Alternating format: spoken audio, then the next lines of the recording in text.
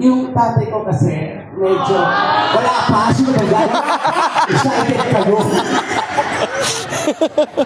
Kamukha ni Gobi yung tatay.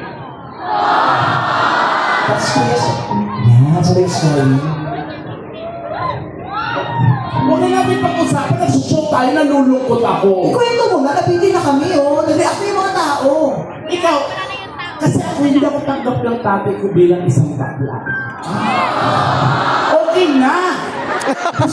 Ikaw natanggap ka ba ng tatay mo? Tanggap ako ng tatay ko. Ang hindi ko lang din talaga malaman, nung nag-out ako, nanay ko ang galit na galit sa akin.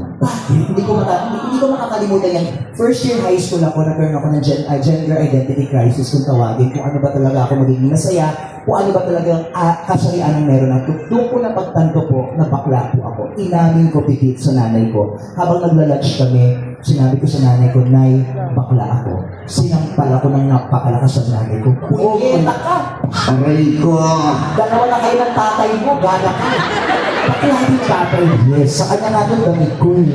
Sa akin kasi di bakla tatay ko. Kaso lang, eto short story lang to ha. Actually, nakwento ko na to sa TV. Pero gusto ko lang i-share kung bro. Na, Bata pa lang ako, alam ko na sa sarili ko na bakla ako. Kaso lang walang chance para maamin ko sa tatay ko. Kasi yung tatay ko pulis. ayun ako po. Ayaw niya ng bakla. Dalawa lang yun kasi sa probinsya namin eh. Pag may anak kang bakla, it's either yung pamilya mo isinumpa o may anak kang malas. Sabi, When I was 5 years old, yun ang pinaka-traumatic stage sa buhay ko. Yung naghiwalay yung nanay at tatay ko. Yung kapatid kong buso, sumama siya sa nanay ko. Ako kahit hindi ko gusto yung tatay ko, sumama ako sa tatay ko. Para fair game ang lahat. Sa paghiwalay ng tatay at nanay ko, nagkaroon ng depression yung tatay ko. Ayaw niya nang magtrabaho bilang pulis. Nag-awol siya sa servisyo niya. Wala siyang ibang ginawa araw-araw, kundi ang uminom maglasing. Araw-araw yon. At araw-araw niya sinasabi sa akin na habang ako ang tatay mo, habang nasa poder kita, ayokong bakla ka. Kasi kung bakla ka, lumayas ka. Dahil hindi, mapapatay kita. Araw-araw sinasabi sa sakit-sakit. Kaya ang ginawa ko, nag-aral ako na nag-aral. At the age of 19, graduate na ako ng college. Wow. And I took up 2 courses, English and Psychology. wow, galing mo, Pipi. So palakpakan niyo kung mahirap Ang yun. hirap yun.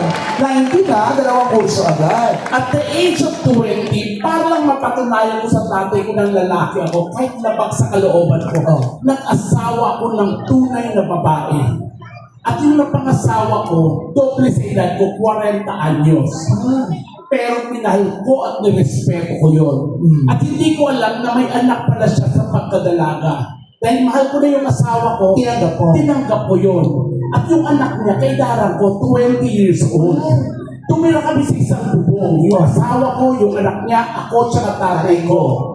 Yung tatay ko, nagkagusto sa anak ng asawa ko.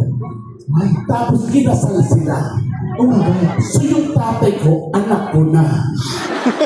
Doon ko sinabi sa tatay ko Na ano? na habang ako ang tatay mo, habang nasa poder kita, pag hindi mo ako natanggap na bakla, lumayas ka. Dahil kung hindi, mapapatay kita. Natanggap ako ng tatay ko. At nagkaanak pa sila. Ano? Nung nagkaanak sila, kinuha pa ako ng tatay ko mag-ininong ng anak nila. Paano yun? So hindi ko na alam ko nung ano na ba ako ng tatay ko, kung lolo na ba ako, kung tatay niya ako, tatay ko siya, o kumpare ko siya. Ano na? Lumayas na lang ako kasi baka mag-jowa ko yung tatay ko. pero Ani, ikaw, may ginagaya ka bang singer? Oo, bukod kay Judy's, isa pa ako kilala sa Vice Comedy Club bilang mga nagra-rap. Naniniwala ba kayo? O syempre hindi. Sige, kataan ko na lang sila. Sige. O, papahinga ka muna doon. Hindi, dito lang ako. Syempre sasabayan kita. Ang sasabayan mo, pawis na pawis ka nga. Dati ka bang picture? Water jug. Sige, kataan ko na lang kayo. Okay lang ba? Pero paano ba akong gaganahan kung walang palakpakan na may kasamang sigawan? Para sa inyong lahat to, dahil napakadami ng LGBTQ+ dito sa Cabanatuan, mabuhay ang mga bakla! Let's do this!